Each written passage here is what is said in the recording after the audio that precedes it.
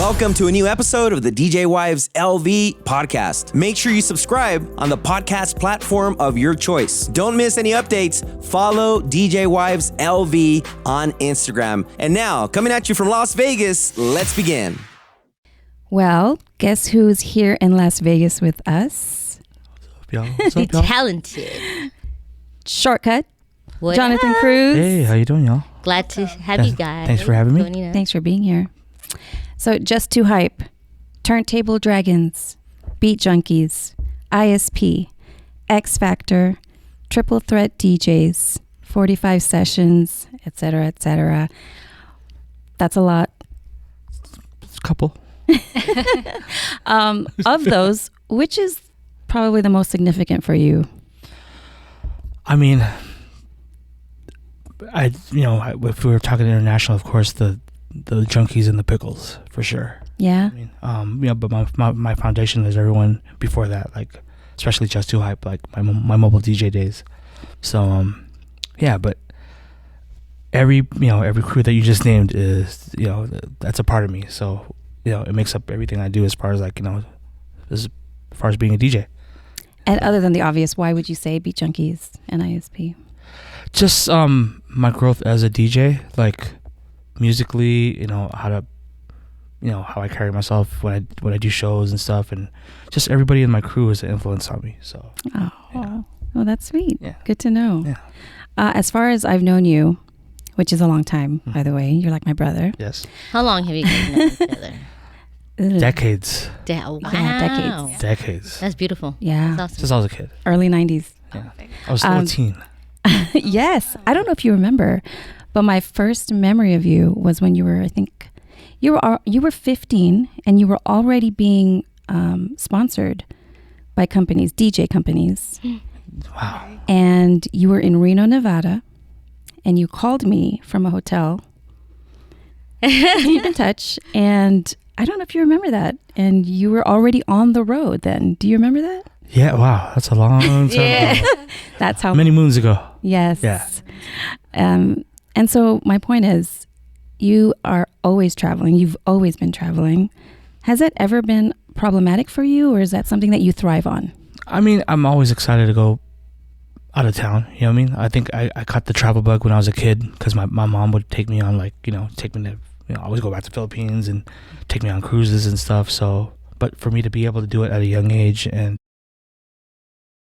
the transition of traveling, but doing what I love at the same time, I think that's like the blessing. So, yeah, but now, and I, when I was younger, I was just so energetic to go different places. But now it's like, it's not a drag, but it's like, it's different. It's definitely got to prepare for it now. It's not as, it's not as easy as it was before. So is it because it's more work or? I mean, the fatigue definitely settles in. I can't take international flights as easy as I used to. Like I used to love the window seat because I could sleep throughout the whole way. But now it's like, now that I don't want to get woken up in the middle of my sleep on the plane, I'll go for the aisle seat or something, seat. so I could just get up and too. yeah. It's I mean, it's a lot's changed, but man, I'm just still thankful to be able to travel to this day and still be relevant for people wanting me to go to different cities, Yeah. You have had a long career. Yeah. So of that career, what's been your best gig? My best gig? Yeah. Oh man. That's like, it's a lot to choose from. Oh my God, it's a lot to Maybe choose from. At Yeah. a certain, when you travel somewhere, like a certain country, city, state, that just, because sometimes everywhere you go, there's just the people just give you the different type of love everywhere. And it's just awesome to feel and take it back. Is there a moment, one of these country, cities, or any locations that we're just like, man? One of the most memorable, my favorite place to play is in Moscow. Moscow. I've been out there with D before, but the last gig I did with the Mixmaster Mike, we did another DMC Russian finals, and it was in Gorky Park. The main park there was like 10,000 people for a DJ battle. Wow. It's pretty crazy. So, but just to see that kind of there's a different energy about the Russian folks that really, I don't know what it is. That just they just really embrace the culture.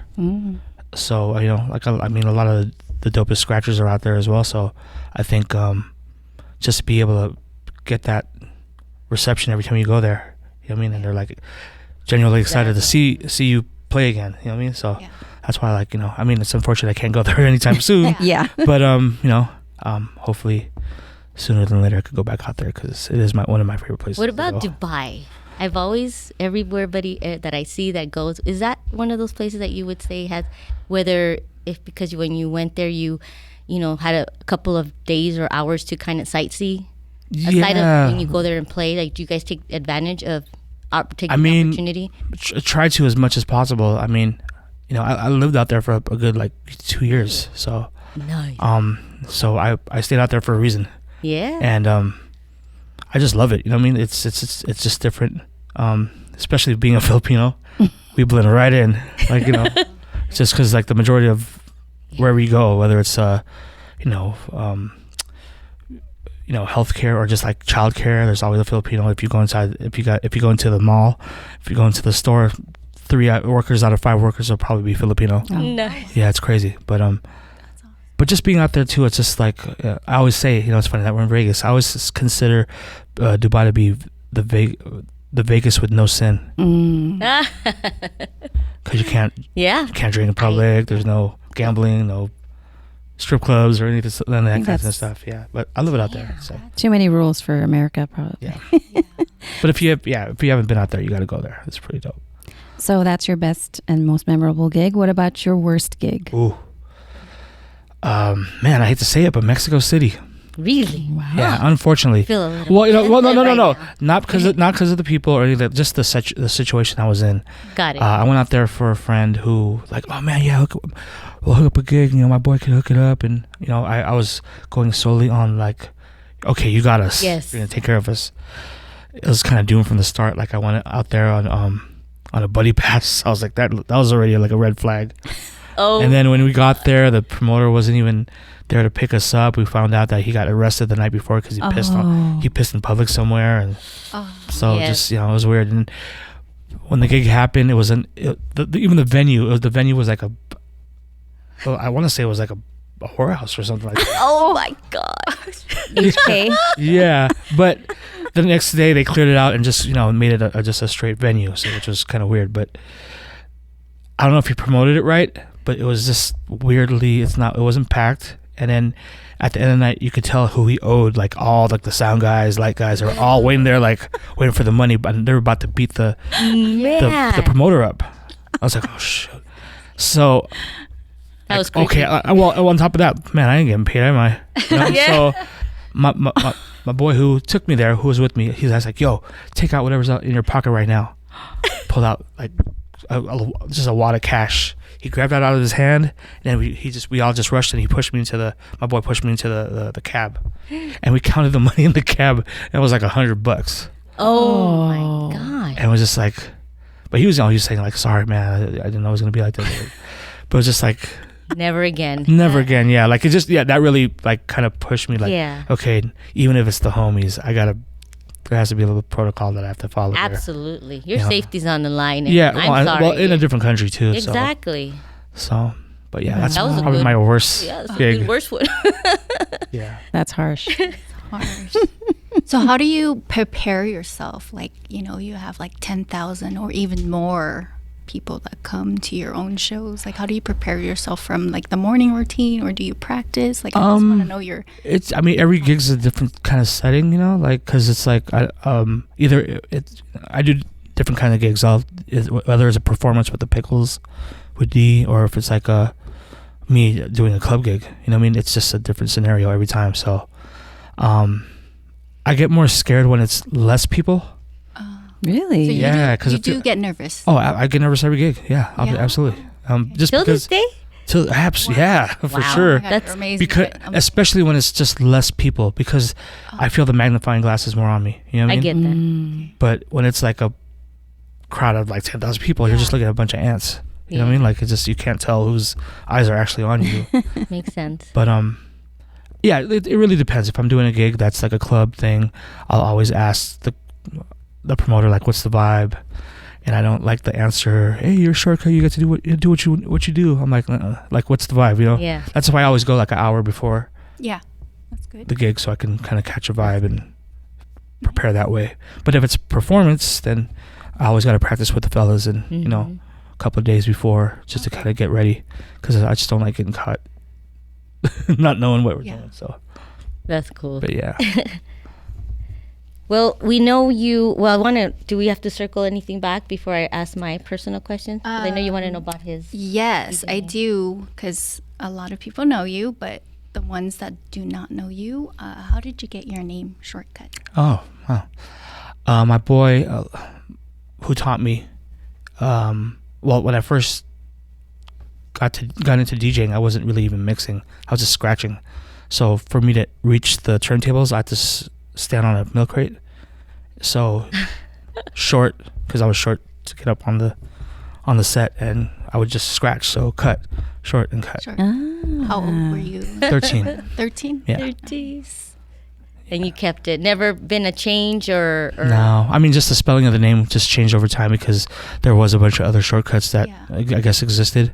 Yeah. And it wasn't until I just started joining battles that I Like who changed it into a K instead of a C. who Nice. influenced you? Like how did you like, oh my God, music, and Um, get you there to well, start just coming scratching? from the Bay Area, we have a big DJ history. You know what I mean? Like a mobile DJ history. I come from that.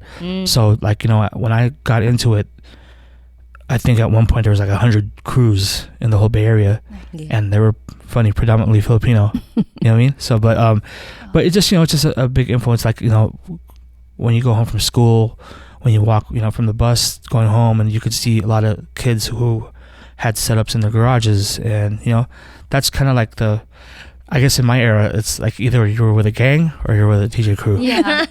It's fun. Yeah. And then all the DJ crews ended up becoming car clubs. Oh yeah. Right? Yeah. So, That's true. I mean, you know, it's just and you know, as a young mobile DJ, that's when I learned a lot of music. Like, you know, I didn't learn just from my peers. I had to learn for the uncles and parents who were paying for the parties. So I had to play, you know, 70s music, 60s, all that stuff. So, and I mean, I'm thankful because it carried on to what I do now. Yeah. Like, I'm able to play, you know, I never want to be caught not being able to play for a crowd that I'm in front of. Yeah. You know what I mean? So, It carries into the yacht rock cruises, right? oh yeah. Awesome. So we know you're good friends with DJ Jazzy Jeff. How did you guys meet? He judged I was in the 1998 DMC USA championship, and he was one of the judges. Oh. And you know, that was the first time, like, you know, in that specific battle, that's where all like the OG, you know, the icons were pretty much judging, and Jeff was one of them. Oh. Yeah, so Was All it- eyes on you, huh? Was that one? How did that feel?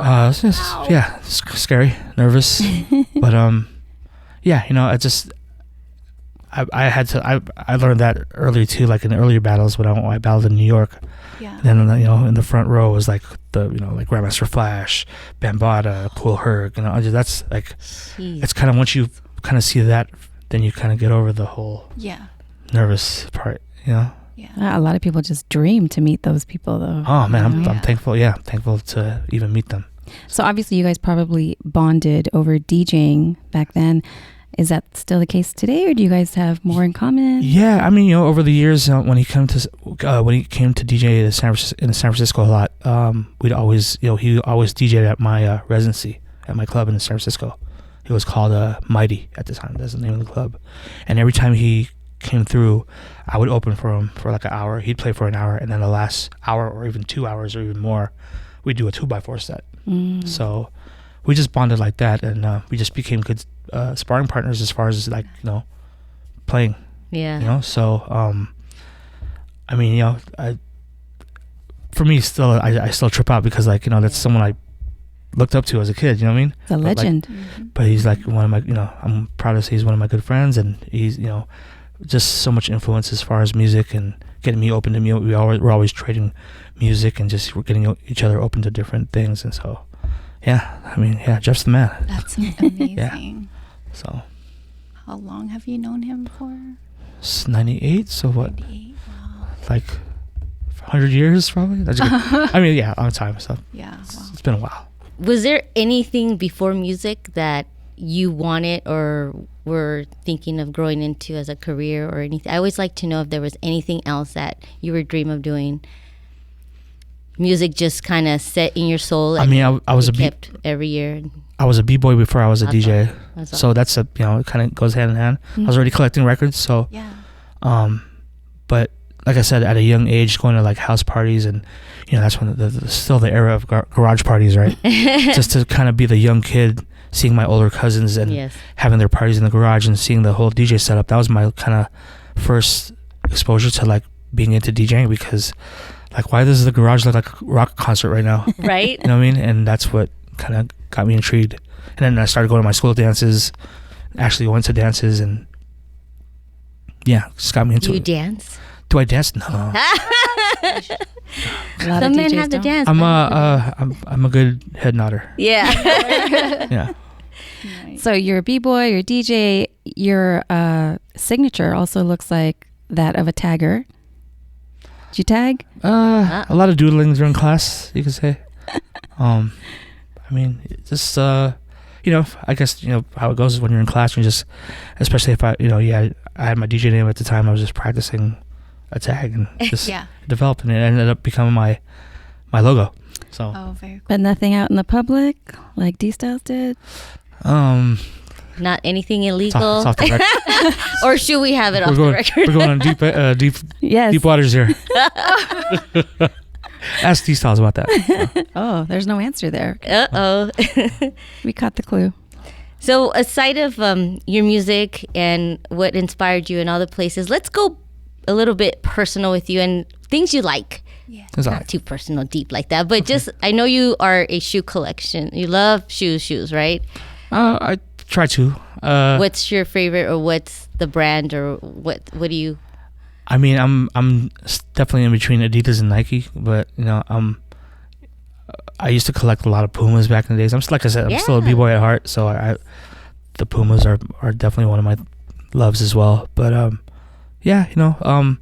say I kind of kicked the shoe habit a long time ago. You did. I'm more of a record. Yeah. Like whenever everything that I spend my money on, like, damn, I could go to records. You know what I mean? Yeah. I was like during my lunch money days, I get $1 a day, 5 days of school. Yeah. Friday is when I'll buy the record, Yeah. kind of thing. So Very cool. Well, speaking of collections, we know you have a huge DJ mixer collection. Is that right? yeah. So if your house was burning down and you had to only grab one, which one would it be? Oh, You better mark it. So when you know, that's the one you gotta go to. I'd probably pick my Gemini 2200. It's like the original ballad mixer of the 80s. Oh, okay, I take that back. No, see, that's a hard part. I mean, that's a hard. There's sentiment with heavy, each right? one, Yeah, probably. it's pretty heavy. I mean, every mixer has a different kind of sentimental value for me. Mhm. That's why, like, I put them up in my Twitch stream, like, put it right back of me, So I've seen it. yeah, and I was just, So which one? damn. I mean, He's each one of them have some kind of a special bond with me. You can because only carry one out the door. yeah, Dawn. Bev is You have- making it That's hard tough. on Have you. You to need to choose have one. one. that's tough questions here. Just grab your Pumas and Probably go. probably Everything's insured, you know what? I'm sure. I'd say it's probably the 1150 Newmark, because that's the West Coast like ballad mixer, and I started scratching on a toggle switch. That's pretty much like an on-off switch for on the mixer, Okay. and that's what I learned off of when I first started scratching, and yeah, So the Newmark. Newmark. So DJs, if you guys know the Newmark 1150, that's what I hold dear to my heart. Good to know. Okay. No. We'll have to make sure that's by your door. Yeah. Just kidding.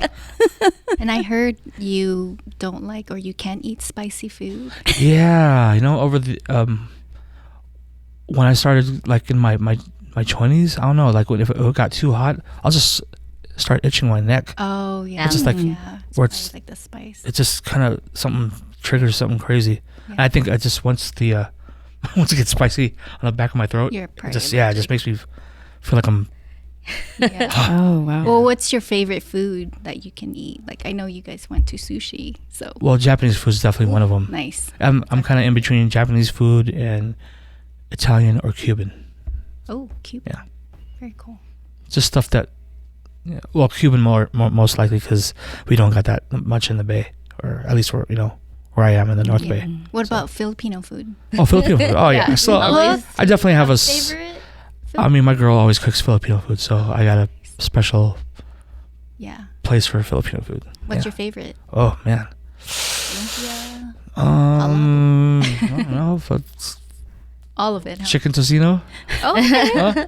Goat? Oh. No goat. Okay. T-style says goat. Nope. No goat. Can't mess with the goat. We heard you also have an obsession with truffle. Is that true? Yeah. Wow. You Truffle's good. guys did your research, huh? Yeah. I'm. It helps when you know someone. Yeah. Okay. Well, yes, I do love truffles. Truffle's good. I don't know. Just yeah. Truffle what? Truffle pasta, truffle pizza. Name it.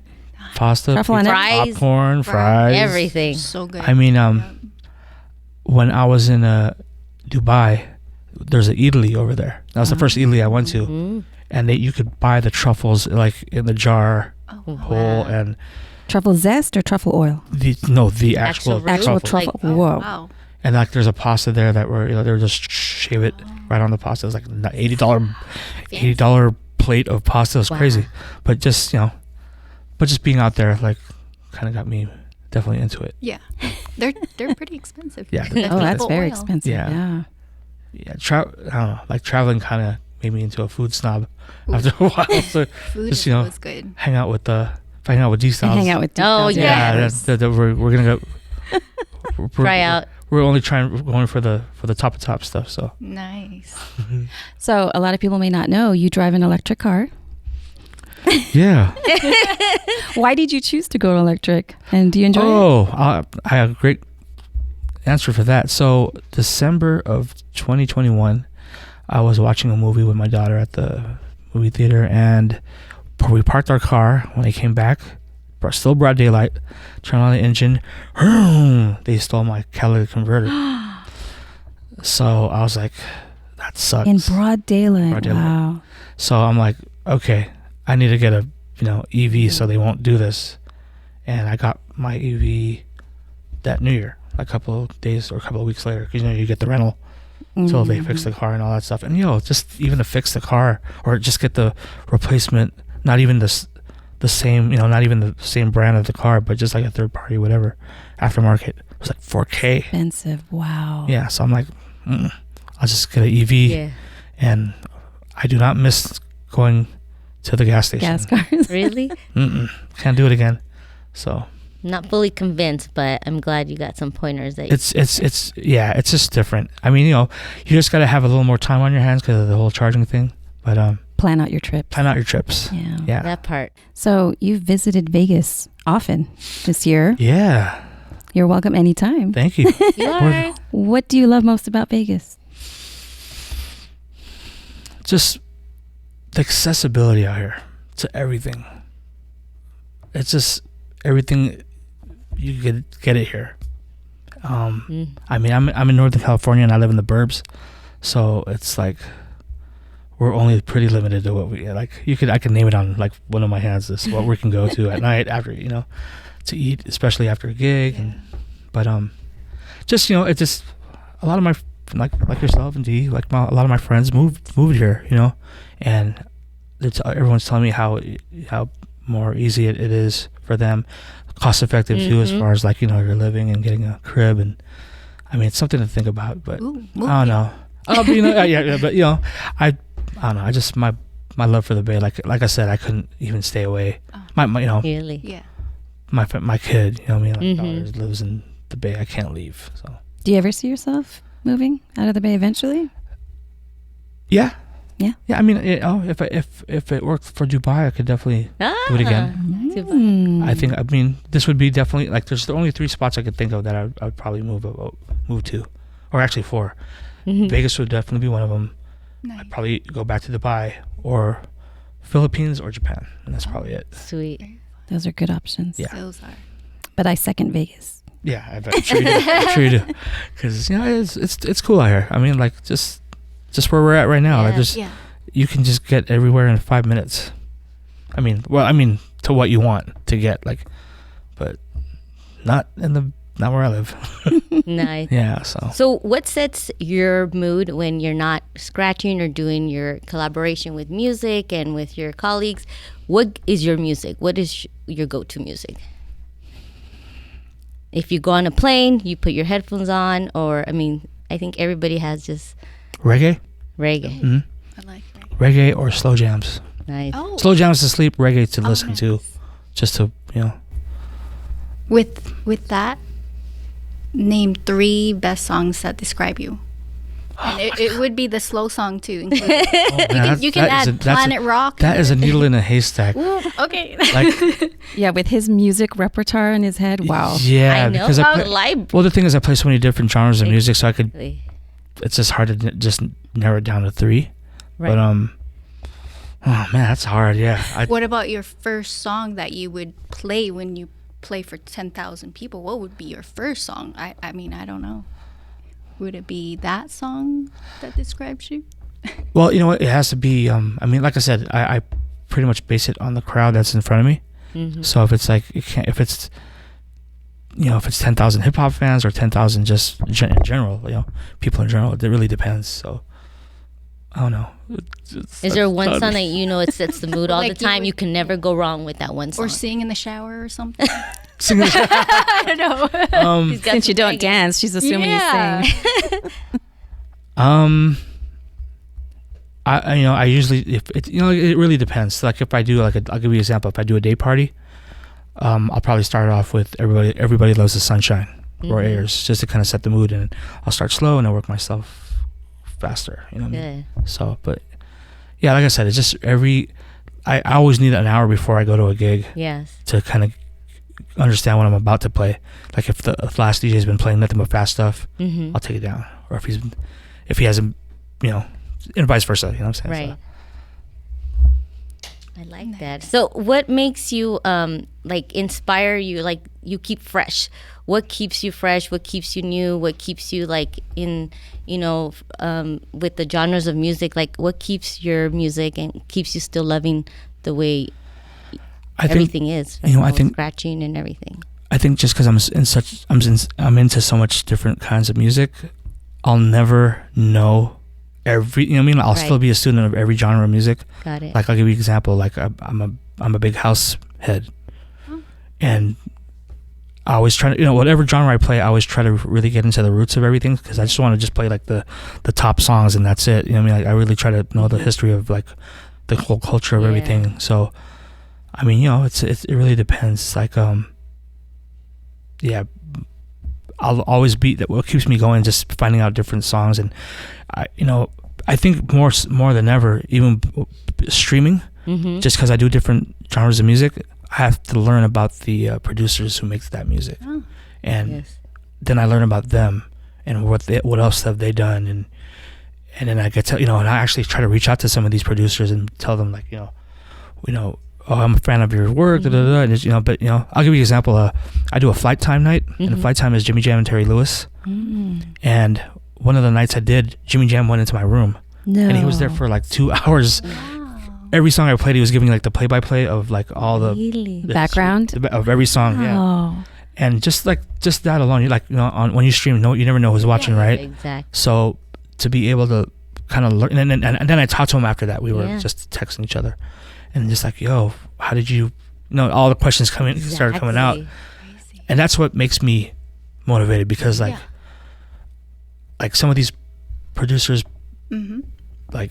They've been doing it forever, but like I want to, for me, just learning about their music at an early age, and now being able to talk to them and kind of understanding their process. Then now I have to, I think what keeps me going too is like, as an elder DJ, especially streaming on Twitch and just streaming, I think it's almost my calling to kind of break the classics to the new generation. Yeah. Because they're not going to, it's out there, they can learn about it, but who's really going to tell them? Will they? And who's gonna tell them where to go? Like, oh, if you like this, you have to go to this. That's why I do different themes on my stream. So if you have no idea about like New Jack Swing, I'll do a whole New Jack Swing night kind of thing. So amazing. Yeah, I love that, because a lot of kids nowadays will hear songs on TikTok or something, and then it's not the original. Yes. And it's like, do you even remember or know Yeah. what the original was? And that's where we come in as DJs, you know what I mean? Like, just to Yeah. kind of let them know, like, about the, where the origins are. Yeah. I mean, I was even before I was always into original samples. Yes. So that's how I learned about different kinds of music, like, what makes certain hip hop songs, whether it comes from rock, reggae, or jazz, or whatever, Right. soul. And that's why, like, now, like, it just, over the years, I've been able to, like, kind of expand my music, knowledge in my head, you know what I mean? So Yeah. That's why I think that was a crazy question to ask Vic, because Yeah. with his library in that head, It's woo. amazing because Mark idols you and Dave too, and just you're here in the room, but they're with my kids right now. But I'm like, come visit so you can be at Shortkut. Well, he's It's only a amazing. couple hours away, and Vegas is second home to him, so he'll always be here anytime. Yes. So you should come back. Family gatherings or just going out to supporting events. So yeah. Like I said, you're welcome to Vegas. Stay with us anytime. Thank you, Ev. Thank you so much Right on. for taking the time to be Thanks- with us tonight. thanks for I know having me, you're a busy guys. man. Thank you. It's an honor. great times with you. Thank you guys so much. And thanks for listening, everyone. We'll see you in the next one.